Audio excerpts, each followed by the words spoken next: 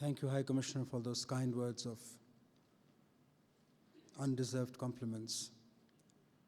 Her Excellency, Madame Elizabeth Thabete, His Excellency Mr. Padyachi, Mr. Neeraj Bajaj, Mr. Patrice Motsepe, High Commissioner Rajiv Bhatia, my good friend Rahul Bajaj, distinguished ladies and gentlemen.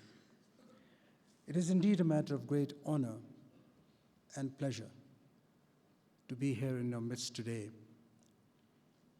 to do the honors at a momentous event.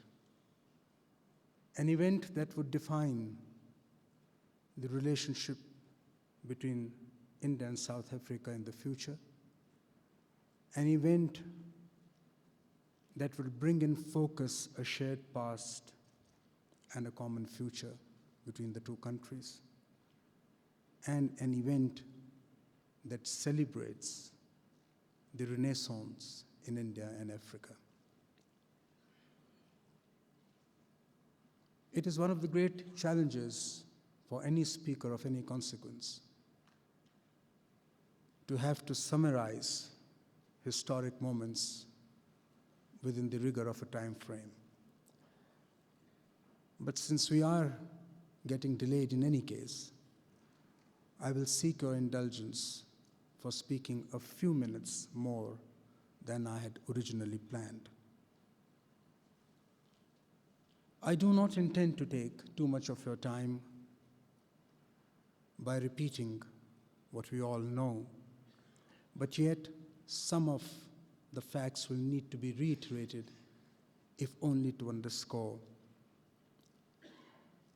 the emerging realities of the world. When I was asked to come to South Africa, I agreed to do so with pleasure for 3 reasons. First, my senior minister asked me to do so. And a respecter of hierarchy as I am, I readily agreed. But the foremost reason for my being here, for the event, is a deep sense of personal commitment to the people of South Africa, to your icons, to your leaders, who inspired the likes of me when we were coming of age and growing up.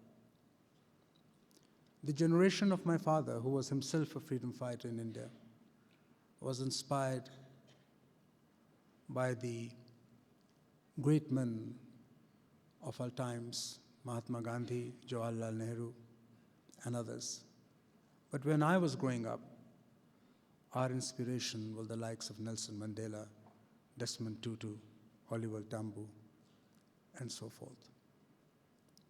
I come here today to pay my respectful homage to those who created history, to those who defined human dignity in the 21st century.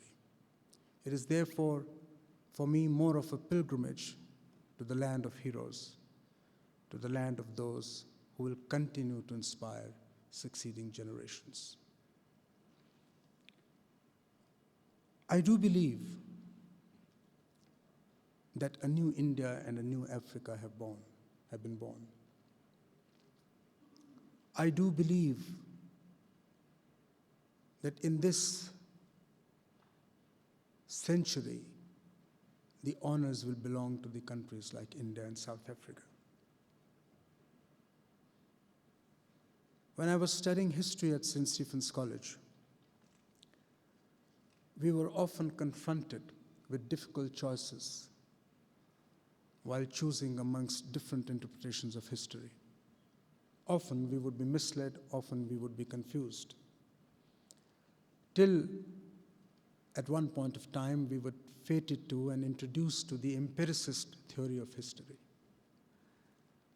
At that age, one found it difficult to be confronted suddenly by a new way of looking at history. And I asked my professors, what was this empiricist theory of history? And he said,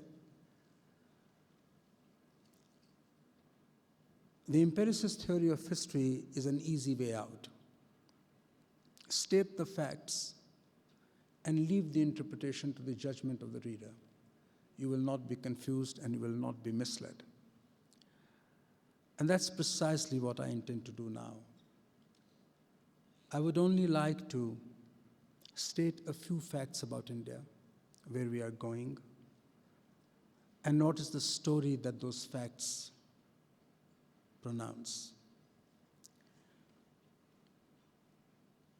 We know that by 2009, we will be a $1 trillion economy, growing currently at the rate of 9.4% per annum, but racing to touch double-digit growths very, very soon. We are today home to 20% of the global population under the age of 24. 58.2% of our population is in the working age group. We are a country with a 250 to 300 million strong middle class, growing by 15 to 20 million every year. Our labor cost arbitrage is something that no one can deny. Our labor cost today is $1.2 per hour of production worker, as compared to $2.1 in the low-cost developing countries of Southeast Asia. We can set up a world-class manufacturing and an integrated manufacturing facility in India at 60% of the cost than in any other part of the world. We have achieved labor productivity of the current levels at 20% of the cost in European countries. Our present engagement with the global trade is of the order of about $250 billion. Our exports are about $110 billion, and our imports are about $145 billion. All internationally acclaimed researchers have testified to the fact that by 2030, India can expect to be the third largest economy of the globe, measured in terms of purchasing power parity. Whether it is Goldman Sachs BRICS report, or A.T. Kearney's report, or Cisco's Vision for the Future 2020, or US intelligence report on mapping the future, or McKinsey report, or the Boston Consultancy Group reports, almost everyone in a chorus have pronounced that India is an idea whose time has arrived. But this is only a part of the story.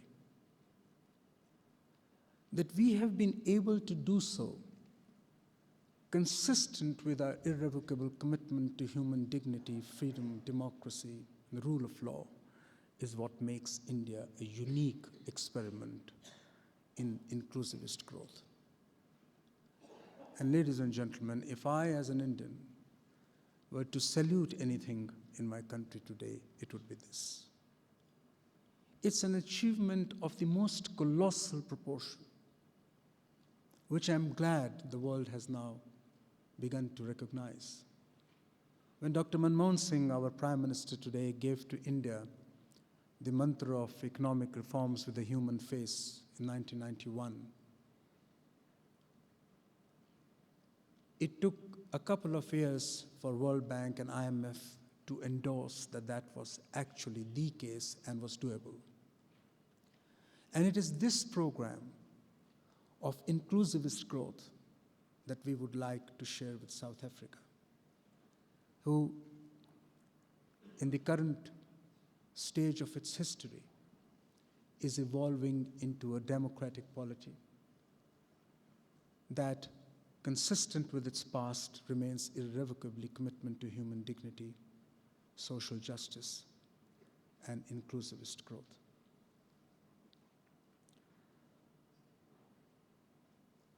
It is for this reason that the founding fathers in the two great nations have often said that the two nations are bound not only by the frontiers of a common ocean, but are inextricably intertwined in their future by a shared history. When Mahatma Gandhi practiced the tools of the struggle for India's freedom, he had them chiseled and sharpened and practiced in your great country. And it was for this reason that the icon of our times, Nelson Mandela, said, India gave to South Africa Mohandas Karamchand Gandhi. South Africa returned to India Mahatma Gandhi.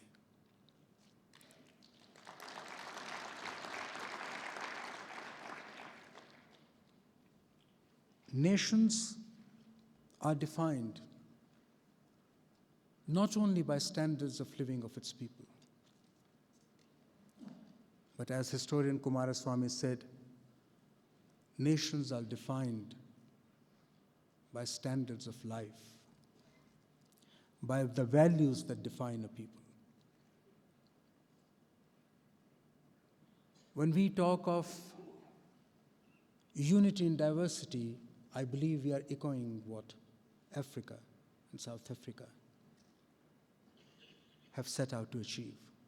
When we talk of embrace of plurality and cultural diversity, we know that South Africa is doing the same. When we talk of, in the words of the father of the nation,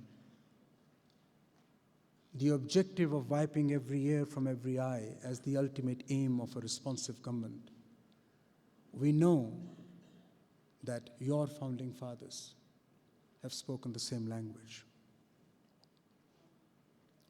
When we say that something new always comes out of Africa, and this is a Latin phrase, what we are saying is that the new global order will be defined as much by South Africa and India as it has been defined in the past by others.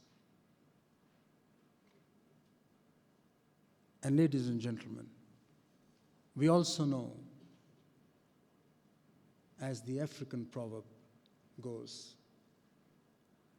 if we need to go fast, we should go alone. But if we need to go far, we should go together. India and South Africa have to go far, and they have to travel together. In conclusion,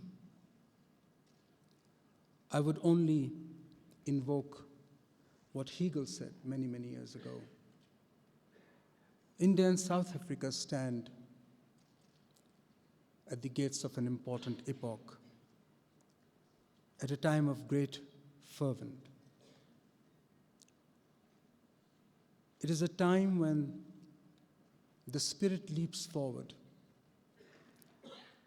and transcends its existing shape to take on a new role and a new face and a new shape. That, ladies and gentlemen, is the moment that we are witness to. In a way, we are witness to history in the making.